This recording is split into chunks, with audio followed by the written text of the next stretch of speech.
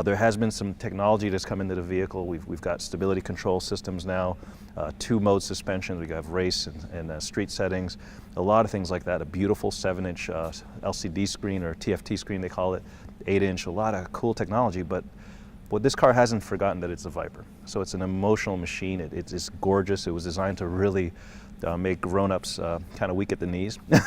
So there's a lot of sculpture.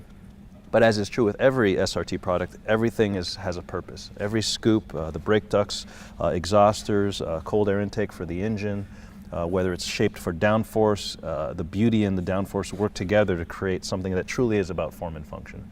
And we really evolved the design of the Viper. We wanted to we had a choice to make whether we would revolutionize it and go a different place, but we chose to evolve it. It has such a presence and such a place in the minds of the enthusiasts that we wanted to kind of carefully move along the aesthetics of the Viper without ever forgetting where we're from. So that's exactly what 2013 Viper's all about. People from all over the world will recognize it. Whether you're a kid who's 12 or a kid who's 80 years old, you should be able to recognize it as a Viper, and hopefully you'll enjoy it as much as we did making it. So the 2013 SRT Viper has a CD of 0.364, which is quite an accomplishment. Most supercars have a fairly high drag number because of the aerodynamic downforce that's created. In this way, this vehicle has been designed to be very stable, have negative lift, but also be as slippery as possible. We've managed a lot of the airflow through the car as well as over the car. Like the exhauster here, in the past this has been more of an aesthetic detail. Now it actually is really functional. It relieves a lot of pressure from behind the wheel arch and a little heat from the engine bay.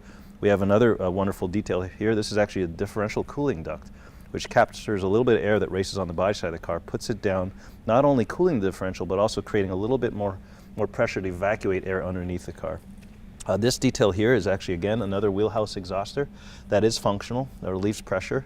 And underneath the vehicle, you can't quite see it, but you can see parts of it. This is what we call a tuned diffuser. This actually continues on a few feet underneath the car and really uses that air coming out from under the car to suck it down against the road, at the same time creating the least amount of turbulence possible. But one of the areas of the car that does the most work is actually this integrated spoiler. This is what we call kind of a duckbill spoiler. It's as far back as we can get it, as high up as we can get it, which in the legal dimensions. This actually does create negative lift, a little bit of downforce, and gives the car absolute stability at high speed. This vehicle should do well over 200 miles per hour, roughly around 206 miles per hour, and be rock solid doing so.